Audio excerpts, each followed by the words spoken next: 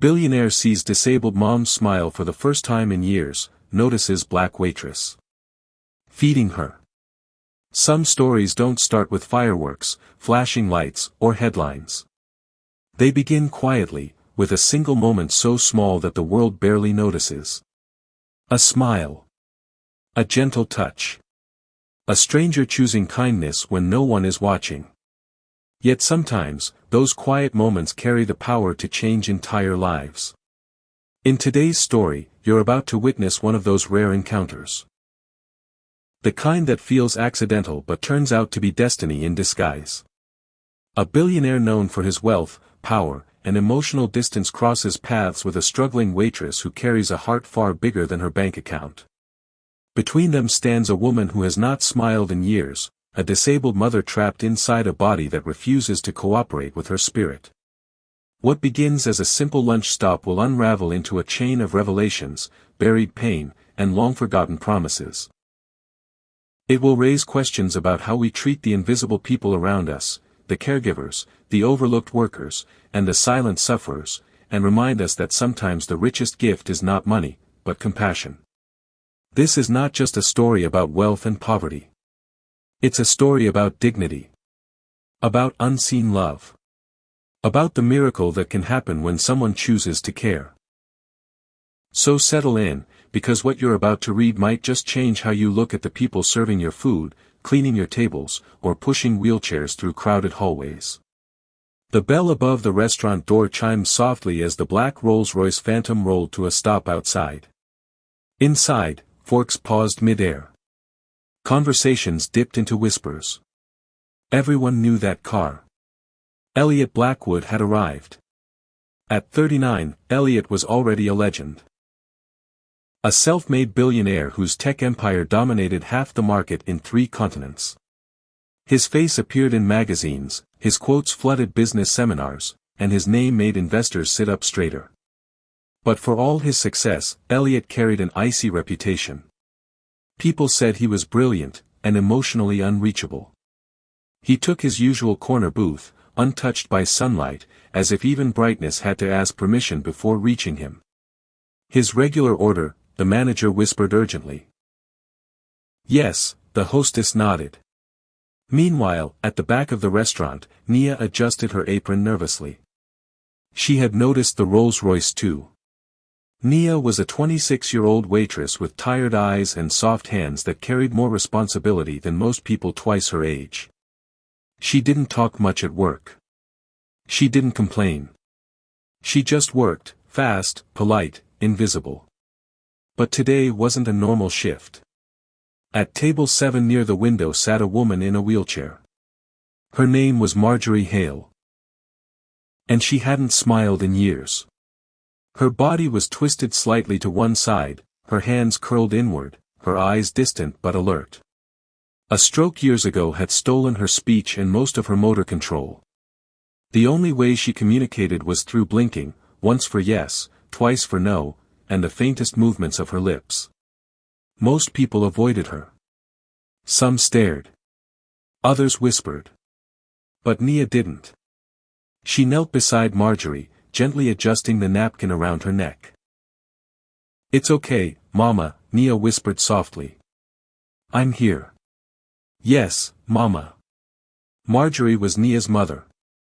Nia had taken this job because the restaurant allowed her to bring her mother during shifts. She couldn't afford a full-time caregiver, and leaving her mother alone at home wasn't safe. So she worked, served, smiled, and quietly fed her mother between customers. She spooned soup carefully, waiting patiently for Marjorie to swallow before offering another bite. And then, something unusual happened. Marjorie's lips twitched. Barely noticeable. Almost imaginary. But it was real. Her lips curved upward, just slightly. A smile. Nia froze. Her eyes widened. Her breath caught in her throat. Mama, she whispered. Did you just smile? Marjorie blinked once. Yes. Across the room, Elliot Blackwood noticed. He had been staring at his tablet when something caught his attention, a strange stillness near the window. He looked up just in time to see a young waitress kneeling beside a disabled woman, tears forming in her eyes. He also saw the woman's faint smile. Something inside Elliot shifted. He hadn't seen his own mother smile in the last 6 months before she died. He stood. "Excuse me," he said quietly to his assistant. "Cancel my call." He walked toward table 7. Nia noticed him approaching and panicked. I am sorry, sir," she said quickly, standing. "I'll move her. I know customers don't like." "No," Elliot interrupted gently. "Don't move her." He knelt beside Marjorie. "What's her name?" he asked softly. "Marjorie," Nia replied, voice shaking. "She's my mom." Elliot studied Marjorie carefully. Her eyes were tired, but aware. "Present." "She smiled," he said. "Didn't she?" Nia nodded, tears finally falling. "She hasn't done that in years." Elliot swallowed. He reached into his wallet and placed his business card gently on the table.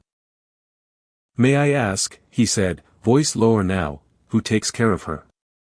"I do," Nia answered. "Every day." Silence stretched between them. And in that silence, Elliot Blackwood, a man worth billions, realized something painful.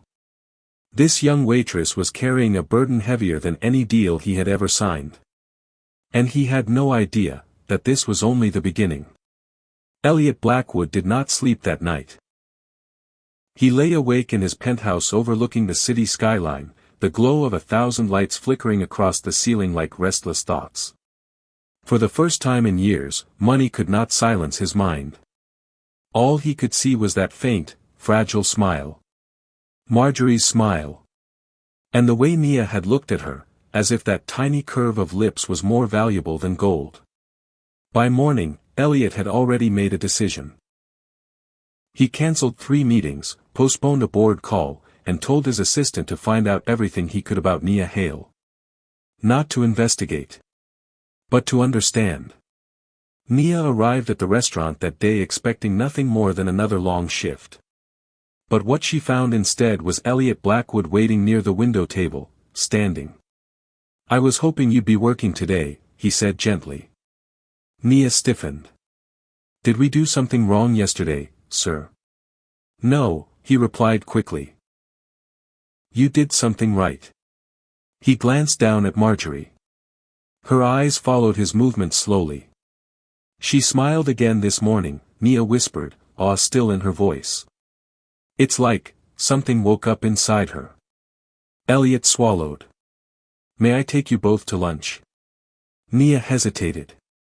"We can't afford." "I can," he said softly. "And I want to." She agreed. They ate at a quiet private dining room upstairs. Elliot barely touched his food. "So," he finally said, "how long has it been like this?" 6 years, Nia answered. "After the stroke." She explained how Marjorie had once been a piano teacher. How she laughed loudly, danced barefoot in the kitchen, and sang while washing dishes. Then one afternoon, she collapsed in the living room while Nia was still in high school. No insurance. No savings. No help. "I became her caregiver at 19, Nia said. "I dropped out of school. I took every job I could." Elliot's jaw tightened. "And her family?" "It's just us." He nodded slowly. That afternoon, Elliot made another decision, one that would ripple across their lives. 2 weeks later, Nia received a call. She was offered a full-time caregiving assistant, funded privately. A new wheelchair. A therapy specialist. And a neurologist consultation at one of the best medical centers in the state. She thought it was a mistake. It wasn't. Elliot paid for everything, anonymously. Until the day he showed up at her apartment. "I didn't want to interfere," he said. "But I couldn't ignore you." Nia cried, not pretty tears. Real ones. 3 months passed. Marjorie began responding to therapy. Her fingers twitched. Her lips curved more often. Then one day, she whispered a word. Nia. Just one. But it shook the room.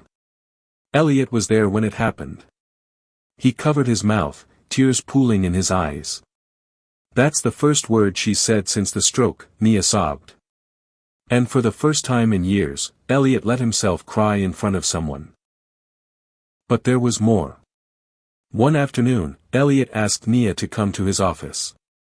I found something, he said quietly. He slid a manila folder across the table.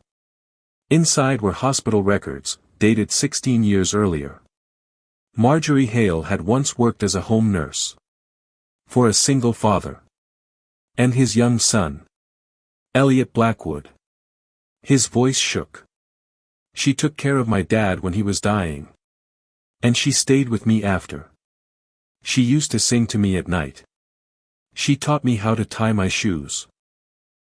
Nia's hands trembled. She's the reason I survived that year, Elliot whispered. Marjorie blinked slowly, her eyes filling with tears. Once. Yes. She remembered. From that day on, Elliot didn't just fund their care. He became family. He helped Nia enroll back into school. He hired a full-time medical team. He moved them into a sunlit house with ramps, gardens, and a piano in the living room. And one quiet evening, Marjorie lifted a single finger, and pressed a piano key. The sound was soft. But alive. She smiled again. Months later, Elliot sat at the same restaurant where it all began. This time, he wasn't in the shadows. Nia, now studying nursing, stopped by his table. Coffee? She asked with a grin. Always, he smiled. And in a private care facility across town, Marjorie Hale, once silent, once forgotten, laughed for the first time in 7 years. If this story touched your heart, don't forget to like this video, subscribe to the channel, and share it with someone who needs a reminder that kindness can change lives. Thank you for watching.